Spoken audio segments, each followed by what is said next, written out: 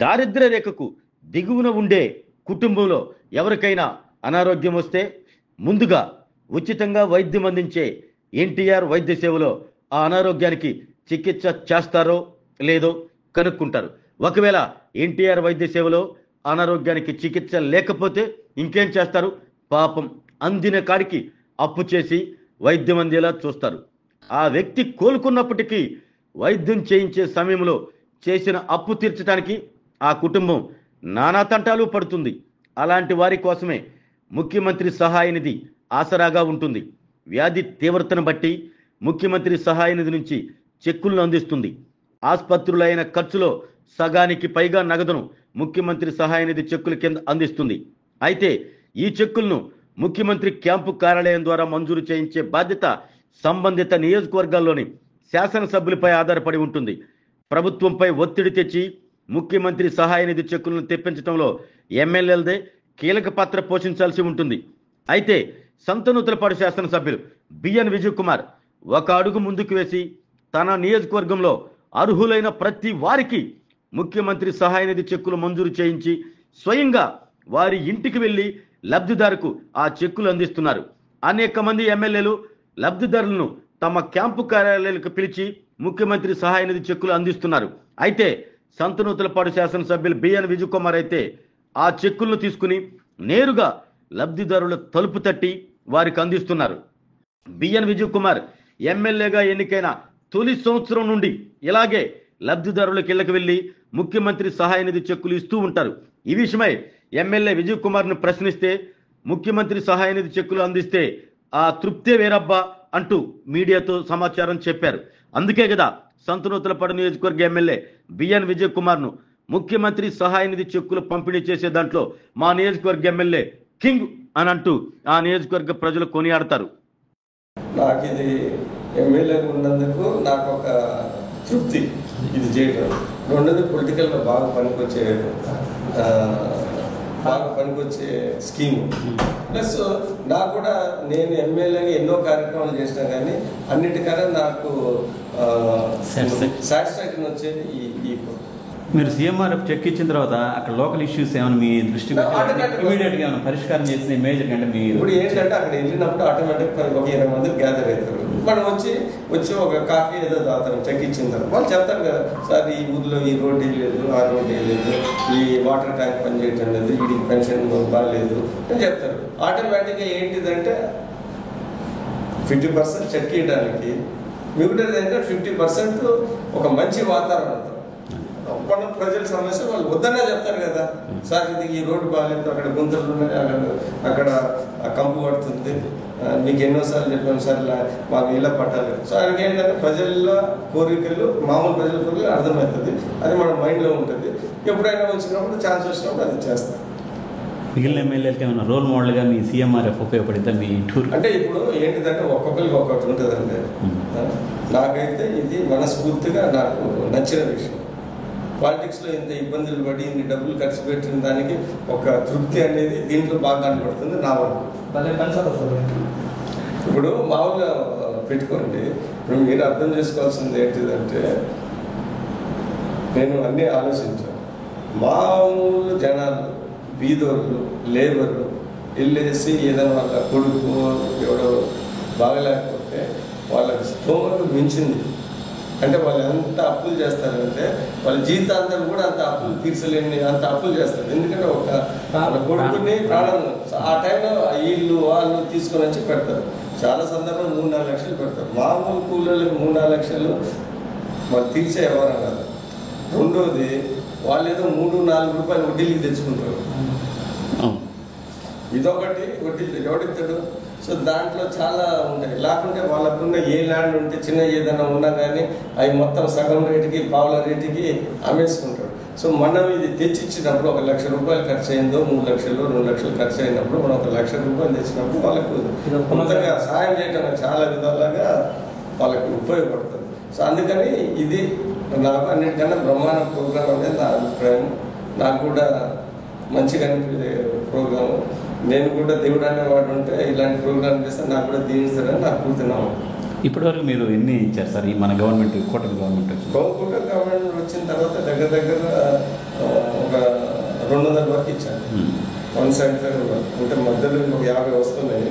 Already ఒక 70-80 ఇచ్చాను. ఒక 200 వరకు ఇచ్చాను. ఇంకొక 200-300 అక్కడ వెయిటింగ్లో ఉంది. నేను వేరే ఎమ్మెల్యేని అడిగితే నేను ఇప్పటి వరకు 30 అప్లికేషన్ సబ్మిట్ చేశాను. ఏమైనా నువ్వు నిజంగా ఇస్తున్నావు, ఇవన్నీ ఏమైనా దొంగలయ్యా అని అడిగాను మిమ్మల్ని. మేము చాలా ట్రైనింగ్ ఇచ్చాము మా వాళ్ళకి.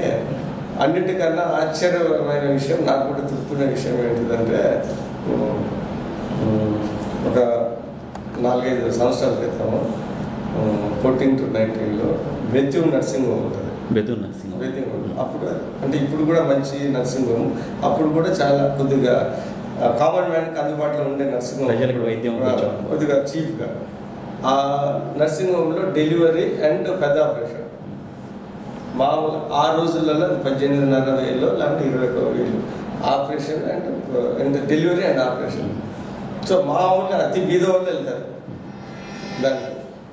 వెళ్ళినప్పుడు ఇంత అవుతుందయ్యా అంటే బెడ్ మీదే చాలా మంది మేము ఏదో విధంగా తెచ్చుకుంటాం కదా సార్, 20 వేలు కట్టేస్తాము, మా ఎమ్మెల్యే గారు మాకు 15,000-16,000 ఇస్తారు సీఎం రిలీఫ్ అని అంత భరోసా. సో అది కూడా ఒక జనాలకి అంత భరోసా ఉండటం, మనం కూడా వాళ్ళ కోరికలు ఈ విధంగా తీర్చటం, అది కూడా మంచి సంతృప్తి కల విషయం. నిజంగా గ్రేట్ఫుల్ సార్ ఇది మాత్రం. ఎందుకంటే మరి సీఎం గారు ఏమన్నా ప్రత్యేకంగా అప్రిషియేషన్ ఎక్కువ అప్రిషియేట్ చేస్తే ఎక్కువ సీఎం రిలీఫ్ ఫండ్ పెడతారని చేయటం లేదు. ఓపెన్గా లోపలైతే ఖచ్చితంగా ఉంటుందని నేను అనుకుంటున్నాను. మాత్రం అనుకోండి కష్టాలకు సాయం చేశారన్నప్పుడు కొద్దిగా మానవత్వం ఉన్న వాళ్ళు అట్లీస్ట్ వాళ్ళు ఎంత వైసీపీ పార్టీ అయినా వేరే పార్టీ అయినా కానీ సరేలే విజయ్ కుమార్ ఇచ్చారు కదా మనకు ఏదైనా కానీ అని ఒక 2 సగం ఓట్లు వేసిన సందర్భాలు చాలా ఉన్నాయి.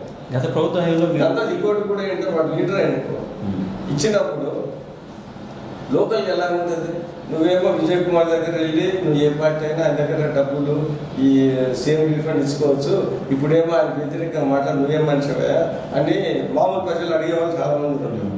సో వాడు ఒక కరుడు కట్టిన వేరే పార్టీ వాడైనా కానీ ఆ విషయం వచ్చాక కొద్దిగా తగ్గుతుంది.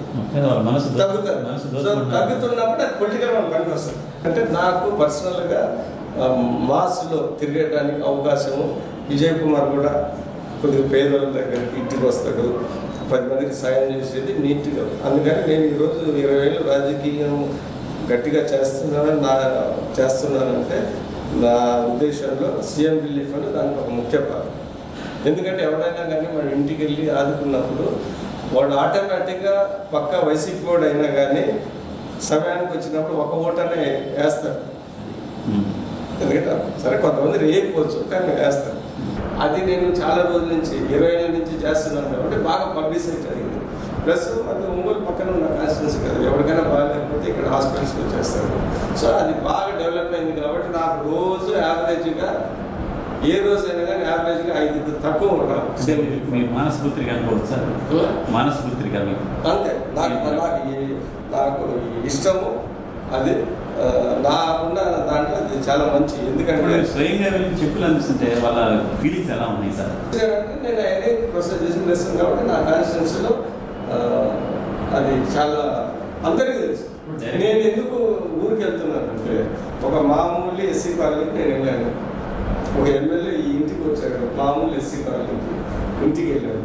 ఇంటికి వెళ్ళినప్పుడు ఒక ఎమ్మెల్యే 10 మందికి వచ్చినప్పుడు పోలీసు వాళ్ళు వచ్చినప్పుడు మామూలు ఊర వాతావరణం ఎలా ఉంటుంది, అరే ఎమ్మెల్యే ఎందుకు వచ్చాడు ఇంటికి వస్తే ఆటోమేటిక్గా పబ్లిసిటీ. ఆ సెక్రటరీలో 2 గంటలు ఏదైనా ప్రత్యేక దృష్టి పెడితే ఎంతో మందికి కోట్ల రూపాయలు పంపిస్తుంది. సో అది ప్రభుత్వంలో ఒక ఎమ్మెల్యేగా నాకున్న అవకాశం ప్రజలకి బాగా పనికొచ్చే అవకాశం అని నేను బాగా గుర్తించి నేను దాని మీద ఎక్స్ట్రా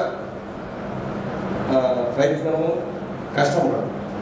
అంటే ఎందుకు చాలా మంది అడుగుతారు, నేను ఎందుకు ఇంటింటికి వెళ్తున్నానని చాలా మంది అడుగుతారు. ఏదో ఆఫీస్ బిల్స్ ఇచ్చేయచ్చు కదా, లేకుండా మండల్ లీడర్స్కి ఇచ్చేయచ్చు కదా అని కొన్ని వాదనలు. దానికన్నా ముందర కూడా చాలా మంది మా లీడర్స్ అడిగారు, మేము ఇచ్చేస్తాం కదా, రేపు ఎలక్షన్లో కావాలంటే వాళ్ళకి గుర్తింపు నాయకత్వం కావాలి లోపల మీరు అంటే నాకు పెరిగి అక్కడ కొద్దిగా తగ్గుతుంది అనేది కొద్దిగా ఉద్దేశం. సో సో నేనేమనంటే మీతో పాటు నేను కూడా ఉండాలి అనేది నేను చెప్పాను. ఈరోజు 1900 కార్డులో ఇన్ని సీఎం రిలీఫ్ ఫండ్ రావడానికి కారణం ఏంటిదంటే నేను ఎమ్మెల్యేగా పార్టీస్లో దిగినప్పటి నుంచి 2009 నుంచి ప్రతిసారి నేను సీఎం